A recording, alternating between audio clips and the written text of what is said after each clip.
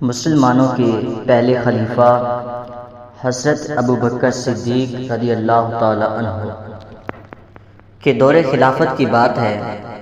ایک مرتبہ مسلمانوں کے تیسرے خلیفہ حضرت عثمان غنی رضی اللہ تعالی عنہ دیوار کے سائے میں بیٹھے کسی گہری سوچ میں گم تھے۔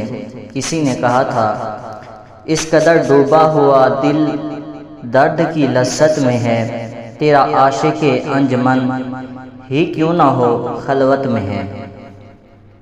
یعنی جو عاشق مزاج لوگ ہوتے ہیں وہ ہمیشہ اپنے محبوب کے خیالوں میں ہی کھوئے رہتے ہیں، چاہے بھری محفل ہی کیوں نہ ہو، وہ محبوب کی یادوں میں رہتے ہیں، اپنے آس پاس پر ان کا دھیان ہی نہیں ہوتا۔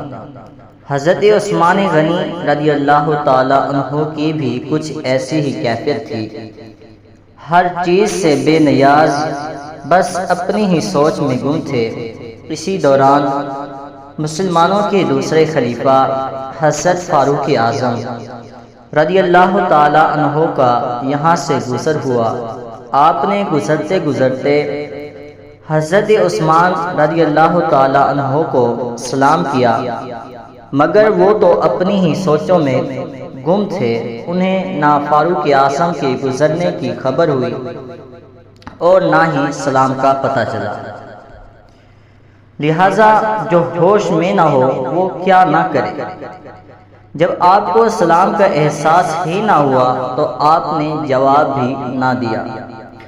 یہ بات حضرت فاروق اعظم رضی اللہ تعالی عنہ کو کھٹکی کہ کیا وجہ ہو سکتی ہے۔ عثمان نے جواب کیوں نہیں دیا؟ کیا کوئی ناراضی ہو گئی ہے؟ کیا مجھ سے کوئی شکوہ ہے؟ کوئی رنجش ہے؟ کیا ہو سکتا ہے؟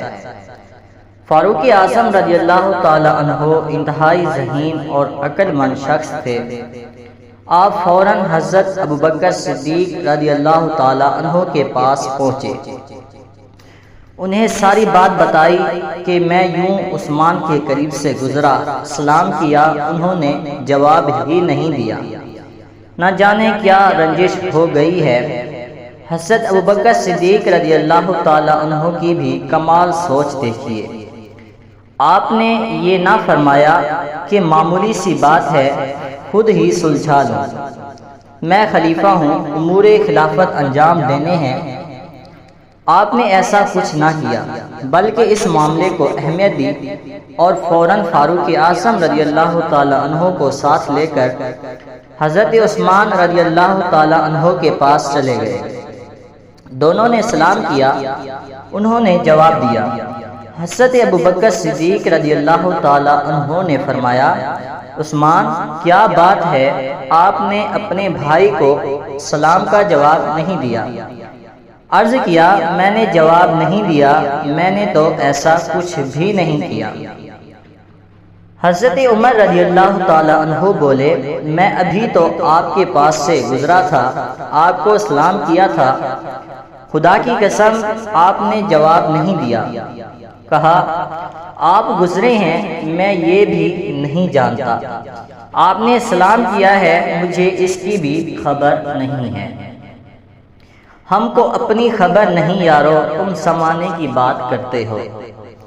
حضرت ابوبکر صدیق رضی اللہ تعالی عنہ معاملے کو سمجھ چکے تھے۔ آپ نے فرمایا، عثمان شاید آپ کسی سوچ میں گم تھے۔ عرض کیا، جی ہاں، میں ایک گہری سوچ میں کھویا ہوا تھا۔ بات یہ ہے کہ میرے ایک سوال ہے ذہن میں جو میں نے پیارے آقا مکی مدنی مصطفیٰ صلی اللہ تعالی علیہ وآلہ وسلم سے پوچھنا تھا۔ میں وہ سوال پوچھ نہیں پایا اور آپ صلی اللہ تعالی علیہ وسلم دنیا سے پردہ فرما گئے۔ پوچھا، وہ کیا سوال ہے؟ عرض کیا، پوچھنا یہ تھا کہ قیامت کے دن نجات کا دار و مدار کس بات پر ہے؟ حضرت ابوبکر صدیق رضی اللہ تعالی عنہ نے فرمایا، عثمان فکر کی بات نہیں ہے، یہ سوال میں آپ صلی اللہ تعالی علیہ وآلہ وسلم سے پوچھ چکا ہوں۔ روایت میں ملتا ہے کہ جب حضرت عثمان رضی اللہ تعالی عنہ نے یہ بات سنی تو خوشی سے کھڑے ہو گئے اور کہا، اے ابو بکر، میرے ماں باپ آپ پر قربان ہوں، آپ ہی اس معاملے میں ہم سے آگے گزر جانے کے حقدار ہیں۔ اب حضرت ابو بکر صدیق رضی اللہ تعالی عنہ نے حدیث پاک بیان کرتے ہوئے فرمایا، میں نے رسول اللہ صلی اللہ تعالی علیہ وآلہ وسلم سے پوچھا، ما نجات حاصل امر، یعنی قیامت کے دن نجات کا دار و مدار کس بات پر ہے؟ فرمایا، من قبل من الکلمۃ فہی لہ نجات، یعنی وہ کلمہ جس کی میں دعوت دیتا ہوں، یعنی کلمہ طیبہ، جس نے دل سے وہ کلمہ قبول کر لیا اس کے لیے نجات ہے۔ اللہ واحد ہے اور یکتا ہے، ایک خدا بس تنہا ہے، کوئی نہ اس کا ہمتا ہے، ایک ہی سب کی سنتا ہے، لا الہ الا اللہ آمنا برسول اللہ۔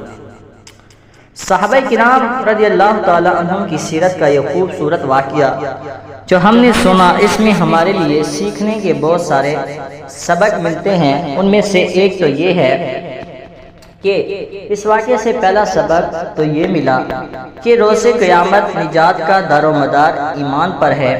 کوئی چاہے جتنا مرضی اچھے کام کرے، پوری دنیا میں یتیم خانے کھول دے، دنیا بھر کے غریبوں میں لاکھوں روپے تقسیم کرے، ہر بے گھر کو گھر بنا دے، ہر بھوکے کو کھانا کھلا دے، جتنے چاہے بھلائی کے کام کرتا رہے، اگر اس کے دل میں ایمان نہیں ہے تو یہ سب بھلائیاں بیکار ہیں، اللہ پاک کے حضور ہرگز قبول نہ ہوں گی۔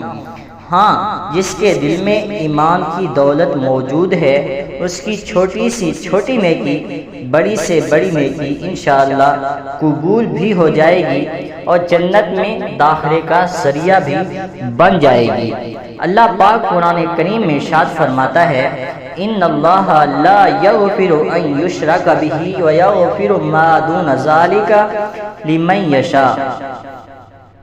ترجمہ کنز العرفان، بے شک اللہ اس بات کو نہیں بخشتا کہ اس کے ساتھ شرک کیا جائے، اور اس سے نیچے جو کچھ ہے جسے چاہتا ہے معاف فرما دیتا ہے۔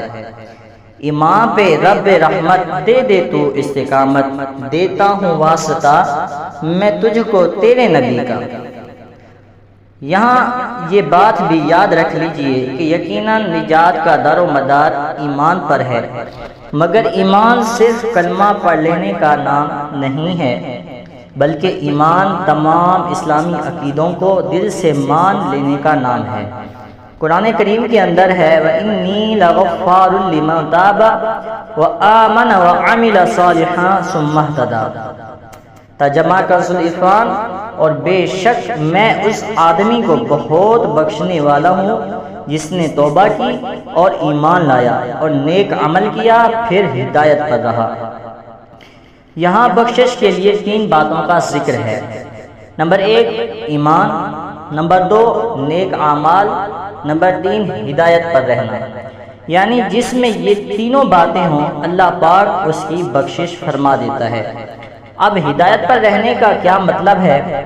حضرت سعید بن جبیر رحمۃ اللہ تعالی علیہ اس کی تفسیر میں فرماتے ہیں، استقامہ لفرقۃ السنت والجماعت، یعنی جو ایمان لائے، نیک اعمال کرے، پھر اس کے ساتھ ساتھ اہل سنت و جماعت والے عقائد پر، یعنی عاشقان رسول والے عقیدوں پر ثابت قدم رہے، اسے بخشش نصیب ہو جاتی ہے۔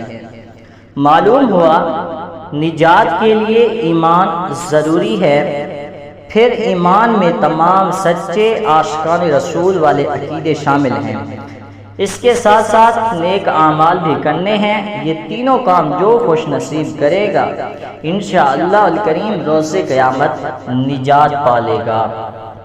صحابہ کرام کے اس خوبصورت واقعے سے دوسری بات جو ہمیں سیکھنے کو ملی وہ یہ ہے کہ دل میں کسی کے متعلق خیالات آ جاتے ہیں، ہمیں چاہیے کہ انہیں دور کر لیا کریں۔ دیکھیے حضرت فاروق اعظم جیسی ہستی جنہیں دیکھ کر شیطان رستہ بدل لیتا ہے، جن کی رائے کے مطابق قرآنی آیاتیں اتری، جن کی زبان پر رب رحمان نے حق جاری فرمایا، حضرت عثمان غنی نے سلام کا جواب نہ دیا تو آپ کے دل میں بھی خیال آ گیا۔